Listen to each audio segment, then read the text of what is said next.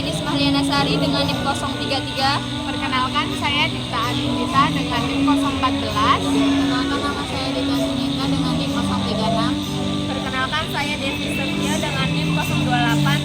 Perkenalkan, saya Dini Karisna dengan NIM 024. Di sini kami akan menjelaskan tentang penyelamatan lingkungan melalui pertanian berkelanjutan.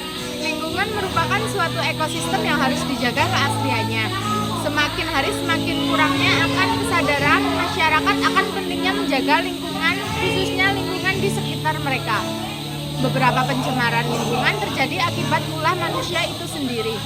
Maka peran manusia sebagai khalifah di dunia ini tidak dijalankan sesuai apa yang diperintahkannya untuk selalu menjaga lingkungan. Keadaan di beberapa tempat malah seperti tidak ada penghuninya.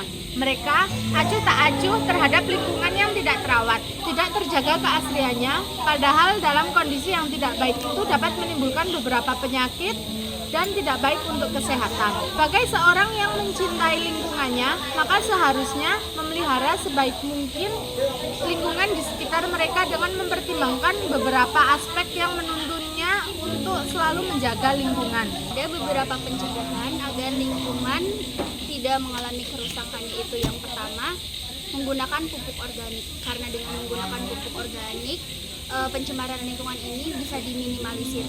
Selanjutnya yang kedua adalah membudidayakan tanaman. Penghijauan tanaman perlu diterapkan pada setiap individu dengan cara menanam tanaman dan merawatnya dengan baik. Kemudian penggunaan teknologi yang ramah lingkungan. Di bidang pertanian ini, teknologi yang ramah lingkungan ini sudah banyak. Hal tersebut bisa digunakan dalam kehidupan sehari-hari. Selanjutnya, tidak mengalihfungsikan lahan pertanian. Lahan pertanian merupakan dasar untuk melakukan sesuatu penanaman, tetapi akhir-akhir ini terjadi alih fungsi lahan untuk perumahan, dan itu perlu diminimalisir.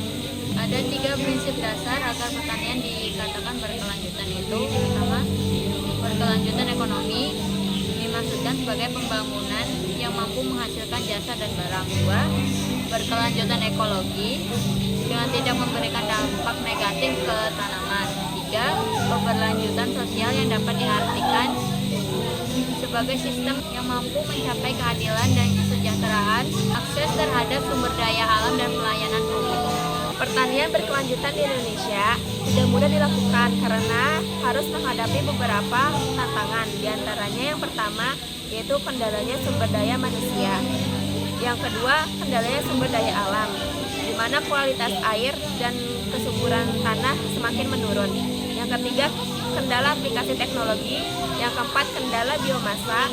Yang kelima, akses informasi.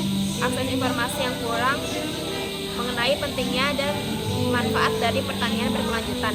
Yang keenam, kendala kelembagaan, di mana peran kelembagaan atau penyuluh yang masih kurang. Yang ketujuh, kendala politik. Sehingga tantangan besar yang dihadapi untuk menjalankan pertanian berkelanjutan adalah semakin langkanya dan cepat menurunnya produktivitas sumber daya alam itu sendiri. Sumber daya alam menurun sedangkan permintaan akan pangan semakin meningkat dengan cepat. Begitu dengan populasi manusia yang terus tumbuh. Dari penjelasan yang tadi, maka dapat disimpulkan bahwa kepatuhan terhadap prinsip-prinsip pertanian berkelanjutan adalah perkara hidup mati pertanian di Indonesia. Perpaduan desakan fenomena degradasi agroekosistem dan lingkungan, perubahan iklim, serta gerakan global telah membuat implementasi pertanian berkelanjutan bagi setiap negara. Seiring dengan pertumbuhan jumlah populasi yang kian pesat, ketersediaan sumber daya alam pun menjadi terbatas jumlahnya. Pertanian berkelanjutan mengkonsumsi sedikit air dan energi, meningkatkan komposisi unsur hara tanah, menekankan biaya produksi, meningkatkan partisipasi masyarakat, serta ramah terhadap lingkungan. Pertanian berkelanjutan tidak hanya saja berbicara masalah meningkatkan hasil panen atau produksi komoditi, diversifikasi pangan, penyiapan infrastruktur. Namun, pertanian berkelanjutan ini juga harus bisa menjamin ketahanan pangan bagi masyarakat dan bangsanya. Pemerintah wajib berinvestasi, menyediakan kebijakan yang mendorong pengelolaan pertanian ke arah yang berkelanjutan. Pertanian berkelanjutan bukan pilihan, tetapi adalah keharusan karena bagian dari kewajiban memenuhi komitmen SDGs, tetapi yang lebih penting lagi karena memang urgent bagi Indonesia. Sekian dari kelompok kami, kurang lebihnya mohon maaf. Terima kasih. Wassalamualaikum warahmatullahi wabarakatuh.